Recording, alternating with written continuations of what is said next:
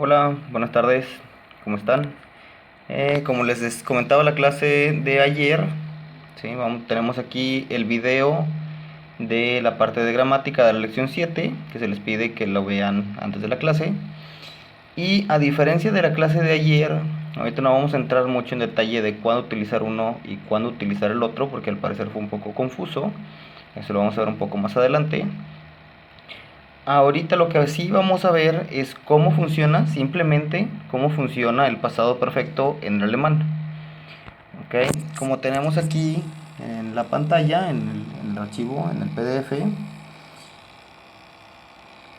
tenemos aquí que se comporta, o sea, una oración, vamos a tener nuestro pronombre, o en este caso nuestro sujeto, en la primera posición como lo teníamos desde antes, desde siempre.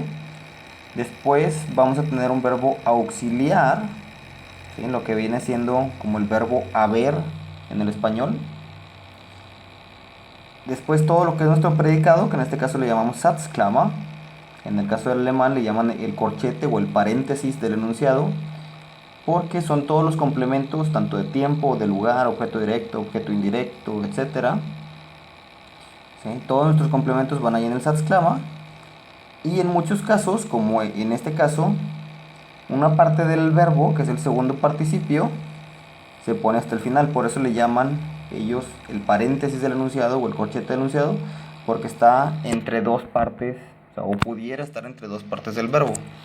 En este caso, el segundo participio, es decir, comentaban en la clase, que es el ado, ido, tos 8. ¿Sí? Yo no me acordaba del tos 8, ahí que me lo dijeron ustedes, me lo dijo Gabriela. Tenemos ado, que es en el español, de hecho ya ni siquiera lo voy a escribir porque esto es el español.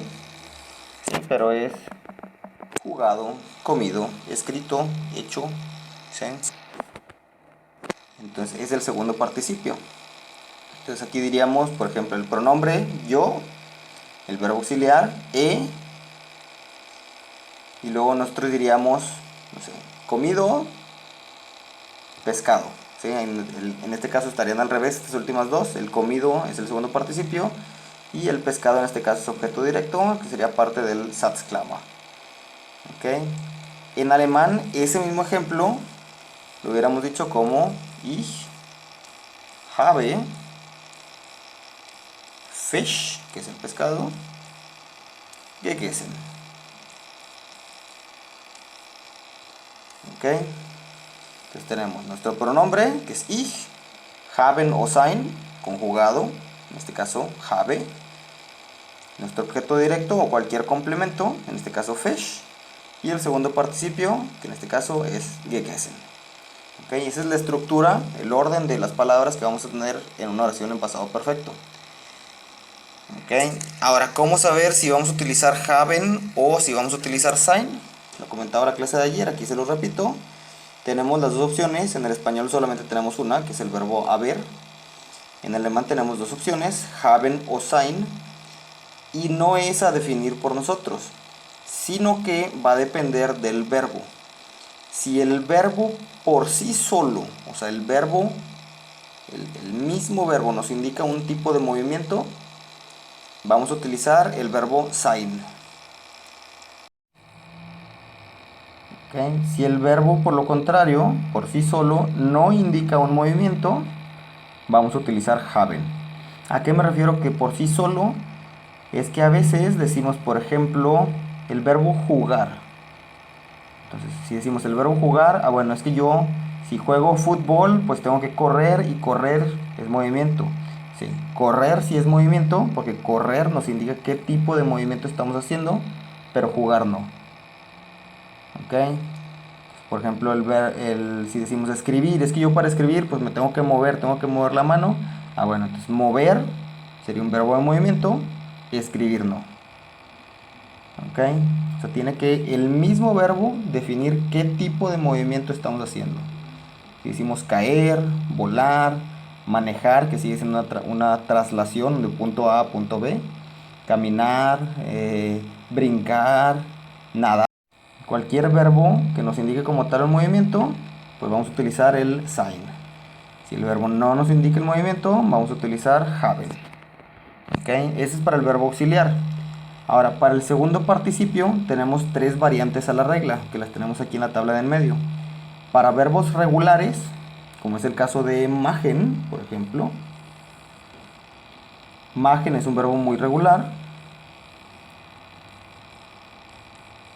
Y tenemos aquí que la regla es que vamos a agregar una GE y T, en algunos casos muy específicos, ET. ¿Ok? Entonces en este caso, eso lo vamos a agregar al verbo base. Al verbo base le llamamos el verbo en infinitivo menos la EN. ¿Ok? Menos su terminación EN. Entonces en este caso nuestro verbo base con magen es mag. ¿Ok? Y nuestro segundo participio le agregamos la G, dejamos el verbo base que dijimos que era mag, y la terminación T. Entonces quedaría gemacht. ¿Ok? Ahora, similar para los verbos irregulares, le agregamos el GE y le vamos a dejar, ¿sí?, o a devolver su terminación EN, como es el caso del verbo lesen. ¿Ok? Lesen, que significa leer. Lo voy a poner. Ok, lo podemos considerar igual. Ponemos GE. Les, que sería nuestro verbo en infinitivo, menos EN, que es el verbo base. Pero le vamos a devolver la EN que le acabamos de quitar. O lo podemos considerar como que nunca se la quitamos, ¿no? Y queda gelesen. Ok, fue el mismo caso acá con Essen. En el caso de Essen, por el hecho de que el verbo comienza en E, le agregamos una G adicional, y por eso quedó gegessen, pero sigue la regla de los verbos irregulares. ¿Ok? Y por último, tenemos los verbos con terminación ieren, como es el caso de discutiren. ¿Sí? Todos los que terminan en ieren, no se va a agregar la GE, solamente vamos a agregar la T al verbo base, o sea que seguimos hablando de quitar la EN, discutiar, este es el verbo base, y le agregamos la T, discutiat. ¿Ok? Para hacer una oración con cada uno de ellos, por ejemplo, diríamos, ok, ich habe die Hausaufgabe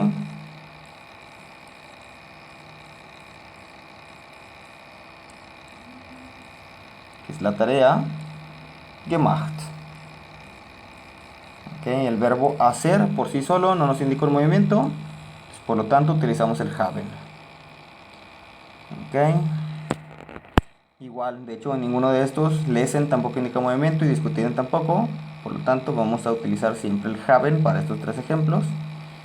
Ahorita hago uno con movimiento. Si decimos du hast das Buch gelesen. Okay, si nos fijamos, el verbo haben se queda conjugado en la segunda posición y al final de la oración se pone el segundo participio. En este caso, gelesen. Y exactamente lo mismo con discutiren. Podemos decir, er hat mit der Freundin diskutiert.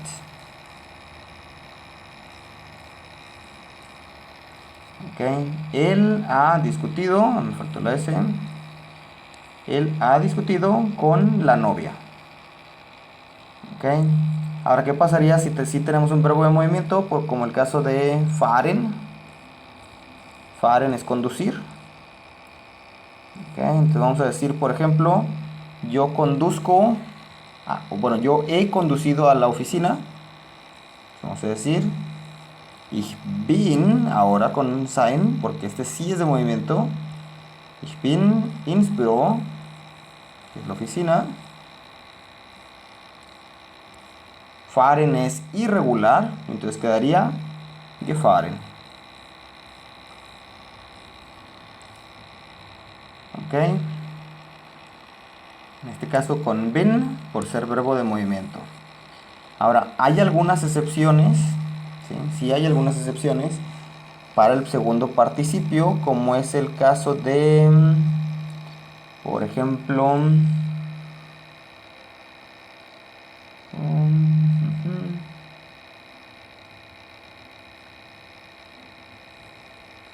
de hecho el caso de gain.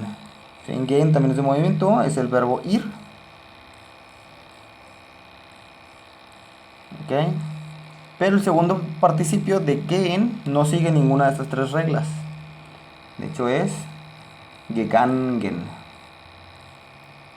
¿Sí? Se fijan, ya cambió, de nuestro verbo en infinitivo cambió bastante.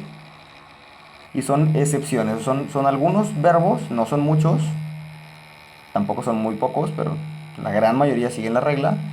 Estas son excepciones.